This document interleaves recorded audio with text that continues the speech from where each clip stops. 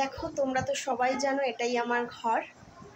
তা যারা যারা মোটামুটি আমার চ্যানেল দেখো বা আমার বন্ধুবান্ধব আমার আত্মীয় স্বজন যারাই আছে সবাই জানো এটাই আমার ঘর।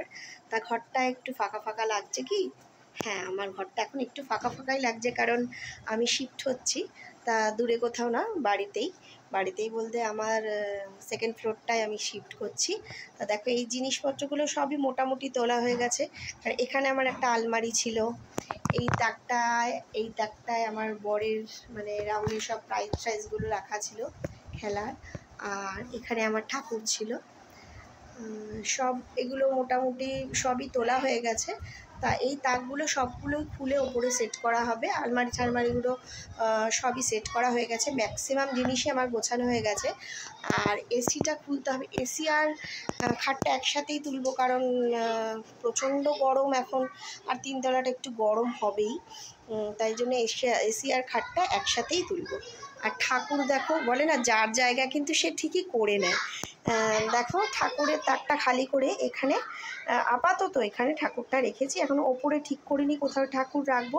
তবে যখন কাঠের যে কাজ করবে, যে দাদা আসবেন, তাকে দিয়েই একটা কিছু ব্যবস্থা করব। সব কিছু মোটামুটি গোছানো প্রায় অনেকটাই হয়ে গেছে, তোমাদের সঙ্গে শেয়ার করব, তোমাদের দেখাবো। আর দেখো ঘরটা কেমন একটা ফাঁকা ফাঁকা লাগছে, খুব খারাপও লাগছে, কারণ 15টা বছর আমি এই ঘরেই কাটিয়েছি, ছেড়ে যেতেও খুব কষ্ট লাগছে। এই চলে এসছে বাদর, আমার ছেলে, আর এটা একটা ওর বন্ধু। দেখো বাদরাও, বাবান চশমাটা ভেঙে যাবে। এখন আহা লাগবে তো, মানে স্কুল থেকে এসে এক মুহূর্ত রেস্টের ব্যাপার নেই, খেলছে। আমি রান্না বসিয়েছি সবে, কারণ একটু দেরি করেই বসাই, যেহেতু গরমকাল না, ভাত টাতগুলো মানে বিকেলের দিকে যদি অল্প কিছু বেঁচে যায় তখন একটুখানি জল ছেড়ে যায়, কেমন একটা লাগে, ওই জন্য ভাতটা একটু। আর দেখো কি অসভ্য, দেখো এই আরেকজন চলে এসছে, এদের তো তুমি চেনোই, এই যে মিমি, অনেকদিন পর তোমাদের সঙ্গে আবার দেখা। আর এটা হচ্ছে জিঙ্কু, ওর নাম, ও আমারই বন্ধুর মেয়ে, এখন আমার ছেলের বন্ধু। এই হলো জাগিয়ে, তা রান্নাবান্নার দিকে যাবো এবার।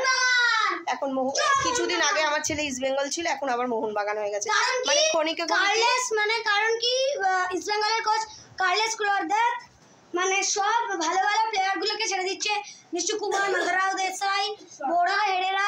সো আমি যতদিন এরা ছিল আমি সাপোর্ট করতাম, কারণ এরা যথেষ্ট ভালো খেলতো, পুরো খেলা পাগল, আমার বরের মতন হবেই। কিন্তু মোহনবাগান কিন্তু এখনো একটা প্লেয়ারও ছাড়েনি, যেমন মানবীর সিং, লিস্টন কুলাসও কোয়ালিটি প্লেয়ার।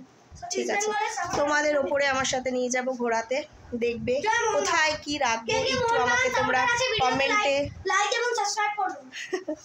খেলা পাগল পুরো, কোথায় কি রাখবো একটু আমাকে তোমরা যদি বলো সবাই, তাহলে ভালো হয়। তা আমি নিয়ে যাব তোমাদের আমার সাথে ওপরে।